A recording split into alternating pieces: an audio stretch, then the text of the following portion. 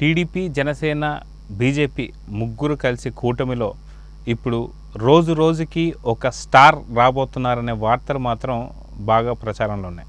అయితే ఎవరైతే వరుణ్ తేజ్ ఎవరైతే ఉన్నాడో నాగబాబు వాళ్ళ బాబాయ్ అబ్బాయిలు ఇద్దరు ఏం చేయబోతున్నారు ఏంటి అనేది ఈరోజు సాయంత్రం ఏదైతే ఒక సభకి అటెండ్ అవ్వబోతున్నట్టు వరుణ్ తేజ్, అదే విధంగా అతి తొందరలో మెగా కాంపౌండ్ హీరోలే కాకుండా అతి పెద్ద స్టార్స్ కూడా రాబోతున్నారు వార్తలు అయితే వస్తున్నాయి.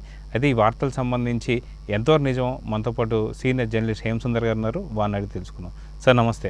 నమస్తే అండి. సార్, ఈరోజు జనసేనకు సంబంధించి పవన్ కళ్యాణ్ తరఫున పవన్ కళ్యాణ్తో పాటు జనసేనతో పాటు టీడీపీ, బీజేపీకి మద్దతుగా ఈరోజు వరుణ్ తేజ్ రాబోతున్నాడు. సో దీన్ని ఎలా చూడాలంటారు? అంటే పవన్ భక్తులు ఇండస్ట్రీలో చాలామంది ఉన్నారండి. వరుణ్ తేజ్ అంటే ఒక ఫ్యామిలీ మ్యాన్గా చూడాలి మనల్ని, ఆ కుటుంబ వ్యక్తి. ఎందుకంటే పవన్ భక్తులు అందరూ అక్కడ ప్రచారంలో జబర్దస్త్ టీమ్స్ అందరూ వెళ్ళి ప్రచారం చేస్తారు. హైపరాది కావచ్చు, సీను కావచ్చు, చాలామంది ఇలా ఉన్నారు. పవన్ భక్తుల గురించి మాట్లాడుకుందాం, తర్వాత ఫ్యామిలీ వాళ్ళ గురించి తర్వాత మాట్లాడుకుందాం. ఈ పవన్ భక్తుల్లో ముఖ్యమైన భక్తుడు ఆయన ఉన్నాడు, వీర హనుమాన్ అనుకుని బండ్ల గణేష్ ఖచ్చితంగా పిఠాపురంలో బండ్ల గణేష్ వెళ్ళి ఆ పార్టీ తరఫున బండ్ల గణేష్ అక్కడ ప్రచారం చేసినా బాగుంటుంది. లేకపోతే జనసేన అభ్యర్థులు పోటీ చేసిన చోటల్లా బండ్ల గణేష్ కనీసం వెళ్ళినా, ఎందుకంటే అక్కడ సార్థకత చేకూరుతుంది, తన భక్తికి సార్థకత చేకూరుతుంది. ఏదో ఇక్కడ సినిమా ఫంక్షన్లో స్టేజ్ మీద ప్రోగ్రామ్ మాట్లాడటం కాకుండా వీళ్ళందరూ ఎవరైతే మన జానీ మాస్టరు లేకపోతే జబర్దస్త్ హైపరాది జబర్దస్త్ టీమ్స్ ఎవరైతే వెళ్ళారో అలా బండ్ల గణేష్ కూడా వెళ్ళే అవకాశాలు కూడా ఉన్నాయి. ఖచ్చితంగా వెళ్ళొచ్చు, ఎందుకంటే నేను భక్తుడిని అని చెప్తూ ఉంటాడు ఆయన వేదికల మీదే. అలాగే ఇండస్ట్రీ నుంచి చాలామంది ఇంకా హీరోలు కానీ ఇప్పుడు రామ్ చరణ్ కూడా వెళ్ళే అవకాశం ఉంది. ఫ్యామిలీ విషయానికి వచ్చేసరికి ఇవాళ వరుణ్ తేజ్ పిఠాపురం మరి అక్కడ మీటింగ్లు అక్కడికి వెళ్ళి ప్రచారం చేయాలని సంకల్పించడం అనేది ఒక మంచి ప్రయత్నం. ఎందుకంటే వాళ్ళ బాబాయ్ కోసం మనం ఆ మాత్రం చేయలేమా, మనం వెళ్ళి ప్రచారం చేయాలి అని ముందుగానే ఆయన వెళ్ళటం అనేది ఒక శుభ సూచకం చెప్పాలి. అలాగే మావయ్య కోసం సాయిధరం తేజ్, వైష్ణవ్ తేజ్ వీళ్ళు కూడా వెళ్ళే అవకాశాలు ఉంటాయి. అయితే ఇంకా వారించవచ్చు పవన్ కళ్యాణ్, వద్దురా మీరు రాకండి అని చెప్పి సాయి దుర్గా తేజ్ పేరు కాస్త సాయి దుర్గా తేజ్గా మారింది కాబట్టి వాళ్ళ అమ్మ పేరు ఉండాలని చెప్పి ఆయన సాయి దుర్గా తేజ్గా మార్చుకున్నారు. ఆయన ప్రచారం చేసే అవకాశం ఉంది, వైష్ణవ్ తేజ్ ప్రచారం చేసే అవకాశం ఉంది. మరి పుష్పలో 2లో ఈయన అల్లు అర్జున్ బిజీగా ఉన్నారు కాబట్టి నేను అనుకోవటం కనీసం ఒక్కసారైనా ఒక్క మీటింగ్ అయినా మరి అల్లు అర్జున్ కూడా వెళ్ళి ప్రచారం చేస్తే బాగుంటుంది.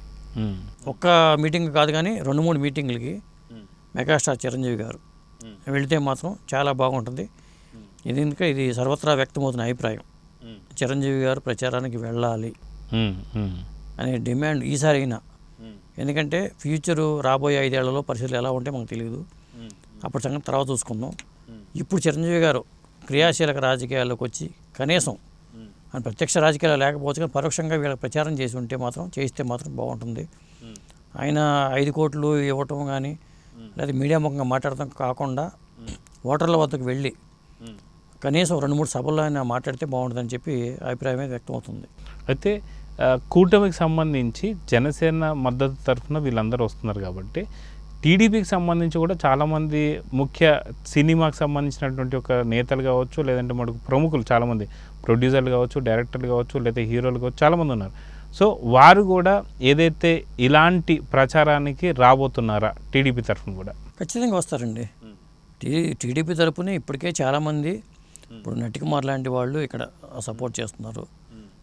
తర్వాత కేఎస్ రామారావు గారు ఆయన ఇక్కడ ఈ పాటలు రిలీజ్ చేశారు మొన్న. మరి క్రియేటివ్ కమర్షియల్స్ అధినేత కేఎస్ రామారావు గారు కానీ, మరి డైరెక్టర్ వి సముద్ర కానీ, మరి రవికుమార్ చౌదరి అనే డైరెక్టర్ కానీ, వీళ్ళందరూ సినిమా ఫీల్డ్లో కొంతమంది ఒక వర్గం డైరెక్టర్లు అందరూ కూడా సపోర్ట్గా ఉన్నారు.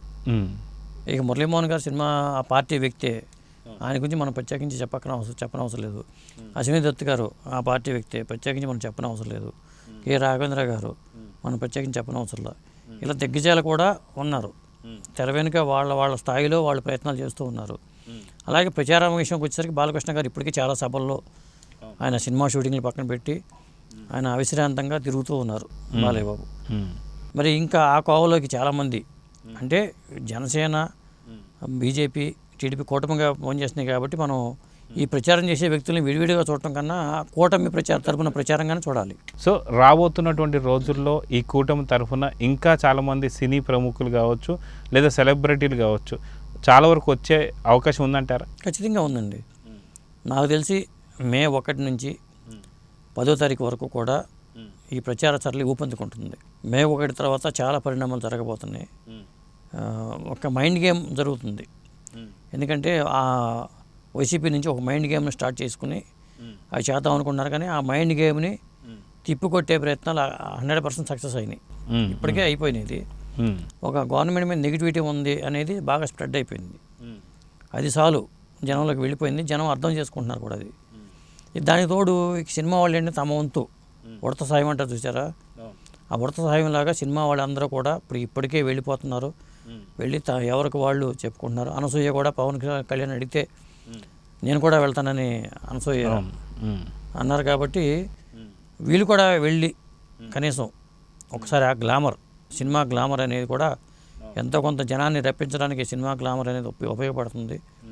కాబట్టి వీళ్ళు కూడా ఎవరికి వాళ్ళు తమ వంతు ప్రయత్నాలు చేసుకుంటే బాగుంటుందండి. ఇప్పుడు ఇంకొద్దిగా దూకుడుగా కూటమికి సభ్యులు కావచ్చు, సెలబ్రిటీలు కావచ్చు, వీళ్ళ ప్రచారం మాత్రం పూర్తిగా ఊపందుకోబోతుంది. సో ఖచ్చితంగా ఇది ఈసారి గెలుపు కాదు, మెజారిటీ లెక్కల్లోనే ఈ మేనిఫెస్టో వచ్చిన తర్వాత మెజారిటీ లెక్కలు అయితే వేసుకుంటారని అర్థమవుతుంది. చూద్దాం ఏం జరుగుతుంది. Thank you.